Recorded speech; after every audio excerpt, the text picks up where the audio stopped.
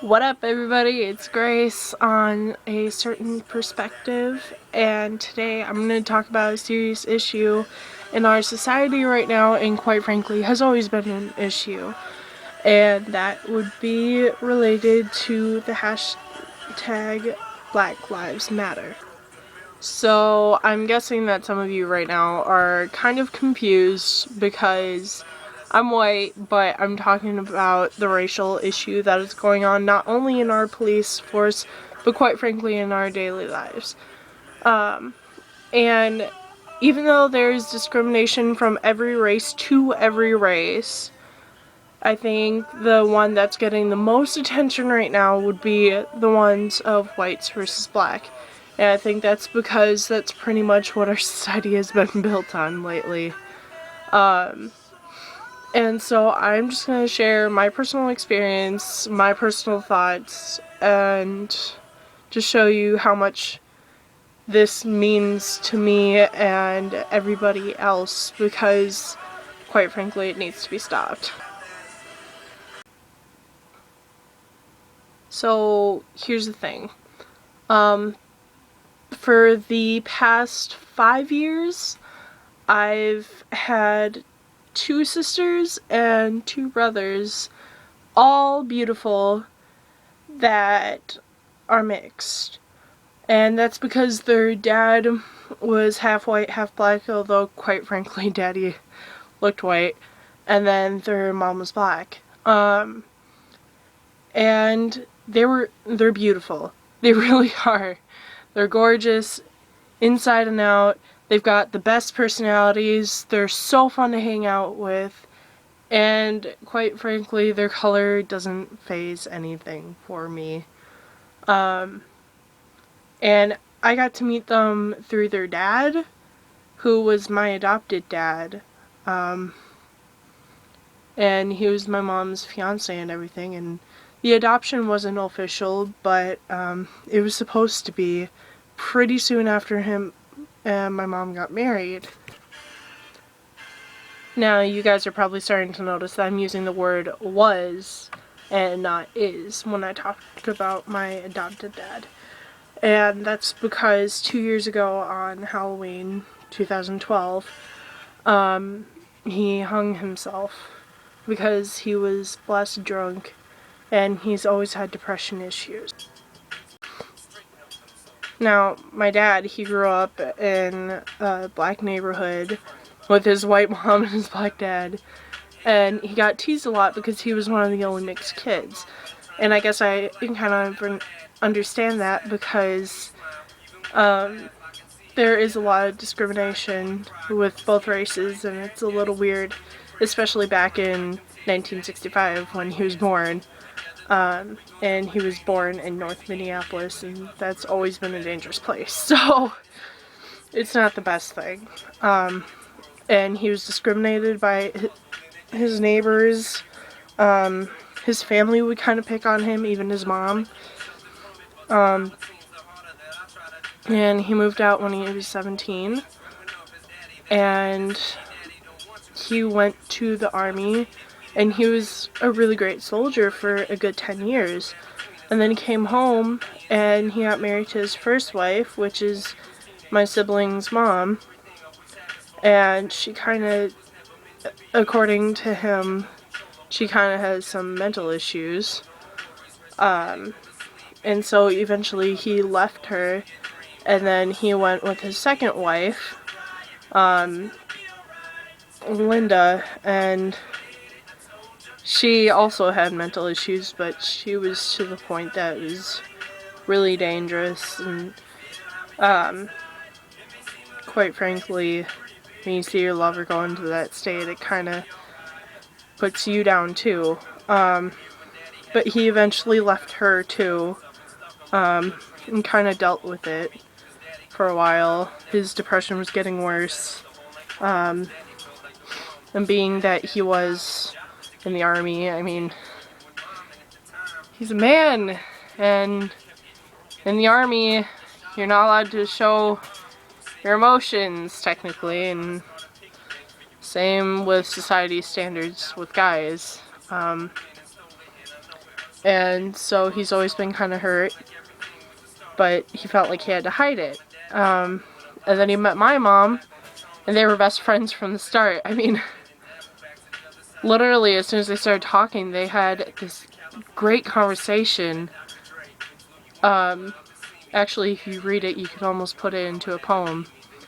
Kind of like Romeo and Juliet. This is starting to get really depressing, but they were best friends from the start. My mom was there for him, and he was there for my mom, because at the time, my mom and I lived with my uncle, who was an alcoholic, and obviously that wasn't a good idea, and my mom was starting to get divorce papers with my alcoholic dad.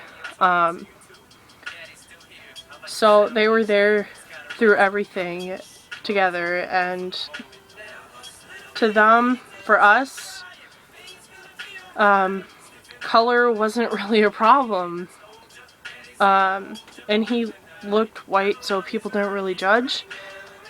It was just when we had my siblings around, then people saw their color and ours, and they were really confused and, quite frankly, judgmental.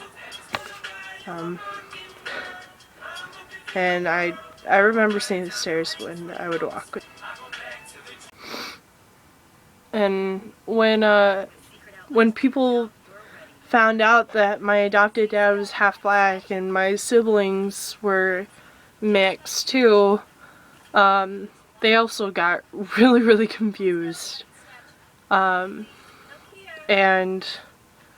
quite frankly, we were judged for that. And I don't know how bad the bullying was for them, because they were in a different school than I was, than I am. But eventually, my adopted dad gave into the depression that started from when he was younger, from all that bullying. He gave into it, and he started drinking, and he mixed his depression pills with alcohol, and he hung himself. And even though I know everything he went through, the base of that depression was from the bullying that he got back in the 1960s and 70s. And I know it was, I don't want to say worse, but it was more frequent, I should say, back then.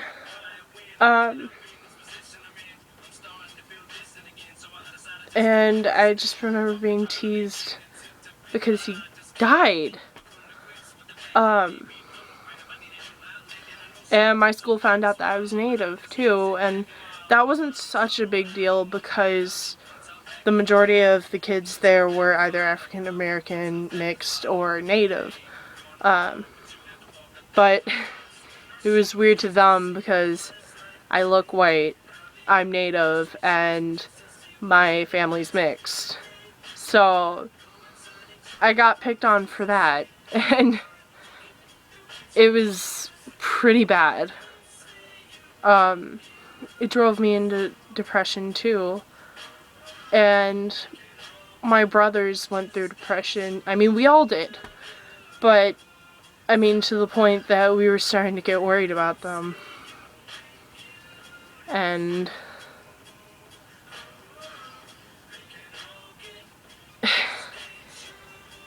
I don't know.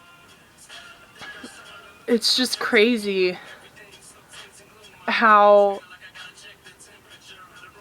just one word, just being called the dirty mutt for being mixed, or being pushed around in the streets, watching their eyes, wondering if they're going to do something to us because we are a mixed family. I mean, for heaven's sake, I've seen a cop kind of eye my sister simply because she was driving with me in the car, and we looked nothing like each other, so, I mean, what are you gonna assume? It's just, it's crazy. And, okay, my point for all that was to share my personal experience, to share my dad's personal experience, but to also point out that this discrimination, this bullying, it creates a base for something so much worse. So fucking worse. And the fact that we're still discriminating to this day when we've evolved with so many other things, but apparently we're still at the very base when it comes to hatred, is complete BS. I mean, I don't want to have to worry about my siblings when we're in the streets. I don't want to have to worry about myself when I'm in the streets and in a neighborhood when they know who I am. I don't want to have to worry about if we're going to get pulled over just because of our race, or if we're going to get shot, because there are gangs here, and the gangs here tend to discriminate. I can't say names because otherwise they're going to see this and then I will be shot. But what the hell? Why is it that I even have to worry about that? Why is it that I have to be scared to walk outside in the dark with my little 10-year-old sister simply because she's mixed and somebody might create some crazy conspiracy theory in their head? Why is it that I have to worry about going out in the car with my older sister, who's 19 and well able to drive, simply because I have to be scared that a cop's gonna think that she kidnapped me and then she's gonna get arrested? What the hell? Why is it that that little boy was shot? Why is it that they were shot? Why is it that these police are using their abilities for murder? Why is it that society is okay with it? Why are you approving murder? Why are you approving the loss of another life? Why are you approving the beginning of fucking destruction of our universe? And I know this has been going on for a while, and it looks like that it's not going to fall apart, but quite frankly, we are stronger now. We are stronger than we were in the 50s. And that's the other thing. What the fuck? It took one man, Martin Luther King Jr. It was one man who spoke up, and he starts this mob to get his rights. And it was peaceful.